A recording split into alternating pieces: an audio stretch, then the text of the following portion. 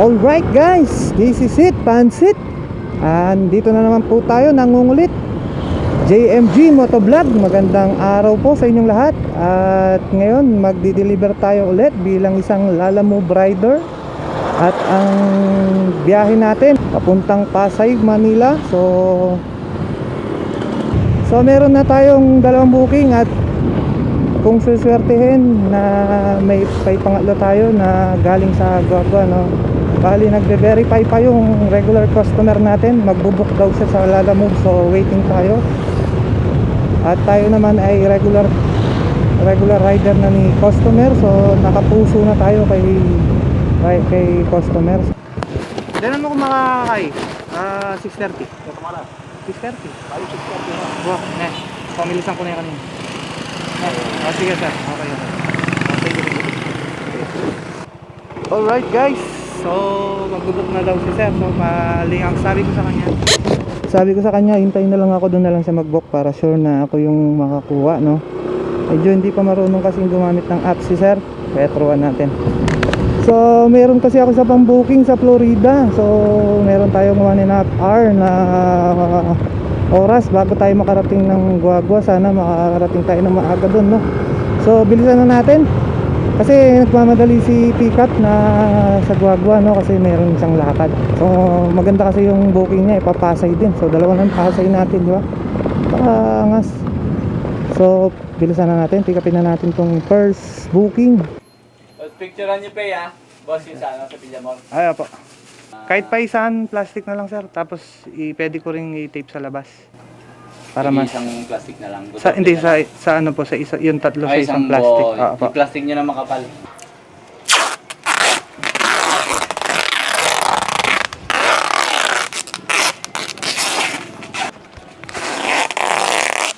Okay. Thank you, madam. Thank you po. Hello po. Sir, good afternoon, Lalamove, sir. Nakapilang ka na? Aba, sir, kayo po ba sa kanto ng ano, yung Fortuna Barangay Hall, di ba? Tapos may kanto sa kabilang daan. Sige. Bali mayroong ano, yung ano po ba, yung ano, may irrigation sa tabi, no? Sige. Diyan lang, sir, sa Guagua. Ay, mayan pala na. Ayun. May katapilala ka mag-deliver kaya? May katapilala ka pwede deliver. Lalamove kwento, 30 hanggang 40. Oo yan. Ne, sir, ne. Nung ngayon malyari, Awesome mo po tangat ko na. wah, sige. Iya pala may book, ne? Wah. Yang dapat buku ya, ano sa ipatulan tang address ne? Stoya. Foto, mali na naman yung apunta lang. Ne, sir, salamat. Thank you. Alright.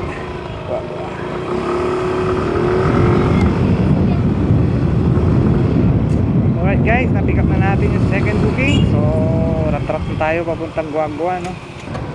So, malapit na tayo kay sir. Pinag-usapan namin is before 6:30. So, nasa 6:21 na po ako, no? Nandito na po ako, malapit sa kanya. So, medyo delay lang ng konti kasi traffic. Although, hindi naman sa ating traffic, no? Yung mga babagal lang talaga nasa harapan. At ihintayin pa natin na mag-apat yung booking natin, no? Pero sa dadaanan na lang tayo kumuha, ano?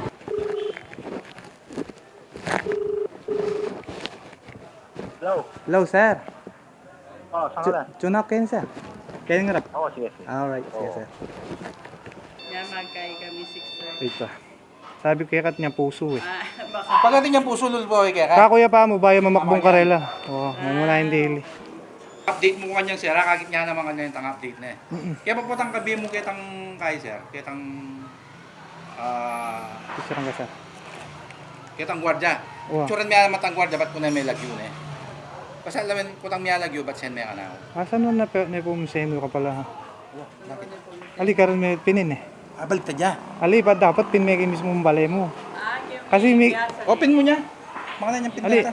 Ali, balo mo na yaman eh. oo, ning kaya kay kami lame. Oh, kanan, pwede. Violation niya kay kami ito. Kanyan, unang gawan to. Ali, okay na, kaya tutukin na. Makakain eh. Unang gawan ta kanyan. Okay na yun. Picture lang kayo. Milubya. Na? Milubing kayo mo. Wah, ali violation niya ka na ako yan. Agi kay violation. At violation niya, bakit?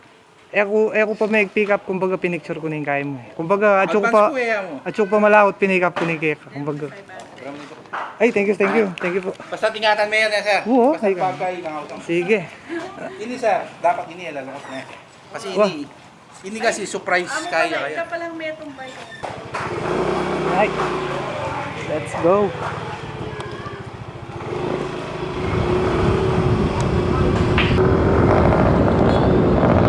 Alright guys, it's me again.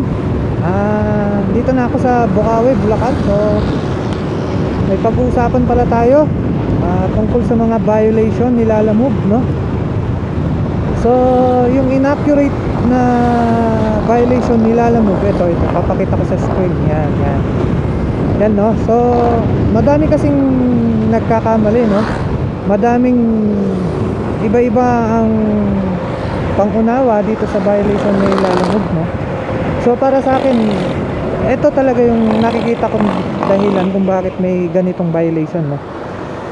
Ang lumalabas kasi sa mga iba is ano daw, offline booking, na hindi mo cancel mo yung booking pero tinuloy mo pa rin, no? Hindi po yun para sa akin, no? Disclaimer lang. So yun nga guys, disclaimer lang, no? Pero itong naisip kong tama, no, na violation, no? Yung maling pin ng customer, no? Yung maling pin sa pick up location or drop off location, no? Nangyayari kasi yan madalas sa akin. So puro mali kasi wrong pin lagi yung mga customer ko, no? Kasi long ride kasi lagi yung biyahe ko. So yung mga customer nahihirapan silang mag-pin ng pin location kasi hindi naman sila taga doon, no, sa pick up or sa drop, kasi napakalayo, no? Kung example is ang customer is nasa Manila, no, saan nag-book ng location, so sasabihin lang ng customer na nasa Pampanga, example, na ito po yung address ko, ganyan. So i-search na lang ni customer doon yung mismong barangay or ano na hindi na pinipin talaga ng maayos, no. So nangyayari madalas yan sa mga long ride kasi hindi nila alam yung talagang pin location kung saan ipipick up, no. So madalas mangyari kasi sa akin yan. So kanina, example kanina, nangyari na naman yan. Ang kaso nga lang yung nagpin sa atin si ano, pero mabait naman yun. Ang nagpin sa atin yung last natin pinick up, hindi kasi masyado pang maalam si sir sa apps ng Lala Move, no. So okay lang naman yun kasi totoo niyan, talagang kung bago-bago ka pa lang sa Lala Move, customer ka ng Lala Move, bago-bago ka lang sa apps niya at hindi ka naman sanay sa mga mapa, no, syempre mahihirapan kang mag-pin ng exact location kasi hindi mo naman talaga alam kung paano gamitin, lalo na hindi tayo nasanay sa ganun. So ang gagawin na lang niya is i-search na lang yung baryo, no, yung baryo kung saan siya nakatira, no. So hindi na maipipin yung tamang location. So madalas mangyari yan. Sana naman makarating kay Lala Move na huwag naman sana ganun ka grabe yung ginagawa mo sa mga rider, Lala Move, no. Kasi hindi naman si rider ang may pagkakamali dyan, eh. Ang mga customer lagi, no. So dapat konsiderasyon lang naman, Lala Move, bigyan mo naman kami ng kaunting konsiderasyon, no. Kasi ngayon nakita ko kanina yung ano ko, at risk na kasi talaga yung quality service ko, no, sa madalas cancel, no. Kasi lagi tayo nakakancelan, eh. Kasi may mga fake booking talaga, scammer, ganyan. So hindi pa naayos ni Lala Move yung mga ganun, no. So napaka baba ng ano natin, no, ng safe, anong tawag doon, napakababa yung bigay na importansya ni Lala Move sa mga rider katulad natin, no. Napakababa. So katulad ng mga cancel booking na hindi naman namin kailangan i-cancel kasi may nangyayaring fake booking, scammer yung booking. So ngayon dinagdagan niya pa ng bagong violation, no, yung inaccurate. Maganda na yung ano mo, yung sabihin na nating mababa na yung fare mo, no, pero kung iisipin natin sa mga katulad kung naglo-long ride, kumikita naman kami, although mababa talaga yung ano mo, no. At ngayon na medyo nasasanay na yung mga customer na na matagal talaga ma-deliver kasi multiple booking yung apps mo, no? Yung mismong platform mo, Lalamove, no? Pero sana naman bigyan mo kami ng konting konsiderasyon na napapagod sa araw-araw para sa'yo, no? So although kumikita kami dahil sa'yo, salamat. At sana naman magbigayan tayo, no? Give and take. Huwag ka namang sanang one-sided, no? So ito mga kalalapaps, no? Ito yung mga mali ng apps ni Lalamove. Sa inaccurate na yan, para tayo lagi ang may kasalanan, no? So anong gagawin natin kung ang layo ng pick up location na talagang napin hindi naman sakto dun sa talagang pick up location, no? Pero konsiderasyon lang, Lalamove. Sana bigyan mo kami ng konsiderasyon. Wala na nga kaming insurance dito. Yun man lang yung bigay mo konsiderasyon, no? Yung bigyan mo kami ng karapatan na magbigay ng panig, no? So yun nga guys, mga kalalapaps, nabawasan ako ng bar. Yung mga 1 millimeter yung nabawas sa akin, no? Katingin ko, kaya nga napa-vlog ako ngayon nagsalita ako ngayon na ganyan, no? So sana makarating kay Lalamove to, no? Paki-share nyo para makarating sa kanya, no? Kasi sobra na yung ginagawa niya, sa mga cancel lang, hindi naman natin kasalanan. Nababawasan tayo, nasususpended tayo, no? Sa sobrang hirap ng biyahe sa daan, tignan mo yung mga usok na nilalanghap namin sa mga jeep na ganyan, no? Sana naman bigyan mo kami ng importansya. Maganda naman talaga tong platform mo, pwede kami mag multiple booking, 4 na booking, 5 booking. Parang ginawa mo ang jeep, kasi yung mga jeep hindi yan umaalis kagad-agad sa mga kanto-kanto kung di yan napupuno, Parang ganun din yung Lalamove, no? Parang ganyan din yung platform mo. Hindi ka alis kagad or uusad ka ng paunti-unti sa mga kanto-kanto para makapick up ng customer, no? Ng pasahero. Parang ganun din itong platform ni Lalamove, Naghihintay tayo na may sasakay hanggang 4, 3 para makausad tayo ng maayos, no? Papunta sa ating first drop-off. Okay na tayo dun, although mababa talaga yung fare mo. Yun lang, sana ma-actionan to, Lalamove. So guys, malapit na tayo sa first location ng drop-off natin sa Valenzuela. May layong 23 minutes na lang, 8.9 kilometers. Ang oras ay 8:22 ng gabi. So gabi na talaga tayo darating sa Pasay, no? Ginabi na tayo talaga kasi umalis na tayo ng alas 4, no? So alright, update ko kayo. Let's go.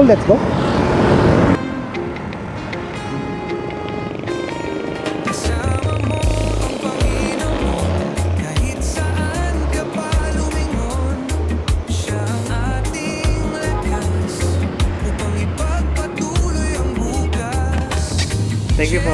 Salamat. Thank you po.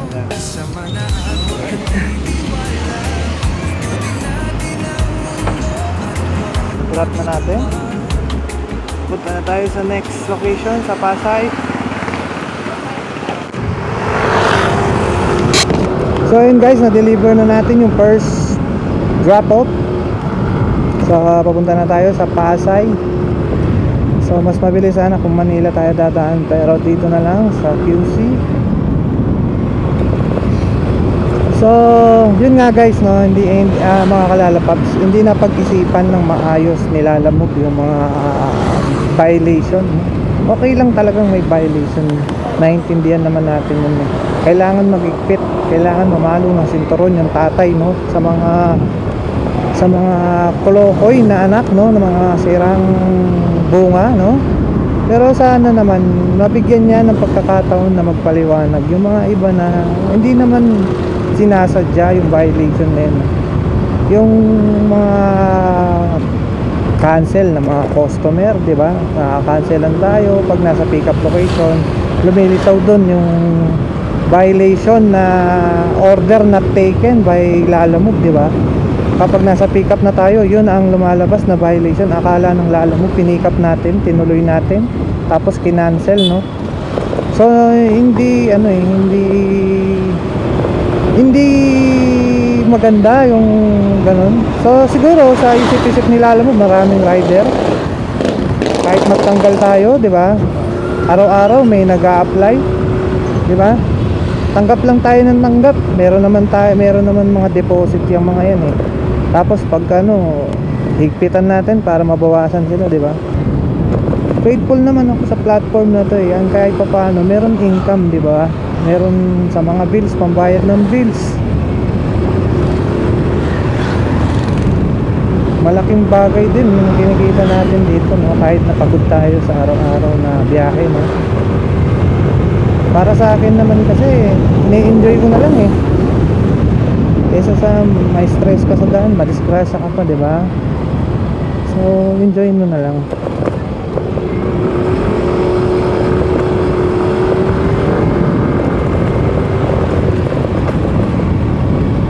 So guys, napakwento na naman tayo. Update ko kayo pag malapit na tayo sa second wrap up, no? Hindi ko na muna sasabayan to kasi alas 11 expected ng mga customers natin, no?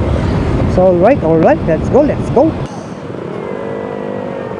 At kung di ako nagkakamali, malapit na tayo. Nasa Malate pala tayo, malapit. 719. So yun guys. Ay Diyos ko, yung bata. Ay putang gala. Ay gago yung bata. Ay ang dami oh. Magpulasan.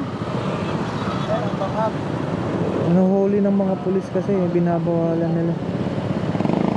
So hindi mo naman masisisi mga pulis. Trabaho nila yan.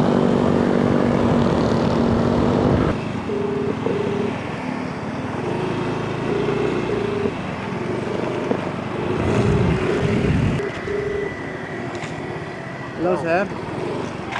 Sir, ato na ako gaining kay MBC Media Corp. Tagke ba kare ketang kay na o keta mong guard? Itang kayo, sir. Putang neta mo. Ngayon mo malayo. Ako ang making guard. Kunang melody. Kaya ba't naman? Sige. Sino po yan? Kala mo? Apo, ano po pangalan sir? Dito, pinapanlam eh. Bakit? Kaya sa tawagan na lang muna para baka kasi hindi rin yan eh. Nalas sir ah. Saglit. Walang flash eh. Yeah.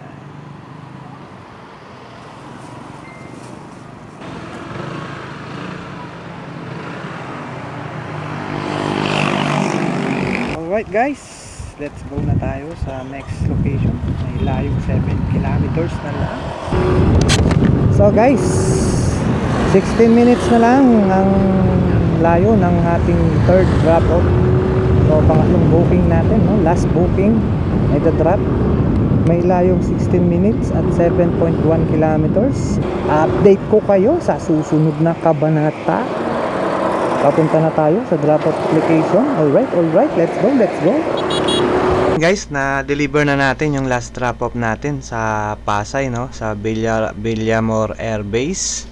At hindi na pala tayo nakakuha ng pauwi. Pumunta muna tayo ng Binondo pero hindi tayo pinalad, no, na makakuha ng pauwi sa Pampanga. Yun guys, waiting pa tayo sa pauwi. Dito tayo ngayon sa Binondo, no. Matumal, walang lumalabas. At habang papauwi tayo, nadaanan natin si Paps na nagtutulak ng motor, no. So hindi ko na na-video yung mga naganap, no, dahil di naman ako nagbibideo habang pauwi na, no. So na-video ko na lang nung naayos na namin yung motor. Napakasarap na makatulong sa kapwa natin rider, no. Di man tayo pinalad, no, na kumita na maganda pero nakatulong tayo. So yun siguro yung paraan ng ating Panginoon na madatnan natin nagtutulak si Paps kaya di na tayo nakakuha ng booking pauwi, no. So masaya na ako doon, at least yun ang paraan ng Panginoon na makatulong tayo, no. Error 61 on the beat. Tinek ko yung yung blink niya 61 lumalabas eh. So antabayanan muna natin si Paps hanggang sa makauwi siya, no. Pag makauwi siya, nasa na kami ngayon Marilao. Sana tuloy-tuloy na yan. Kung tutulak siya kanina pa eh. Ano? Namatay ba? Tuloy-tuloy na to. Oh, pagka hindi mo na ako kasama, ikaw na bala doon. Ano mo lang, diinan mo lang lahat ng naka-plug. Sige. No? Pero diretsuhin natin, pero sige, tabayanin kita. Saka lang.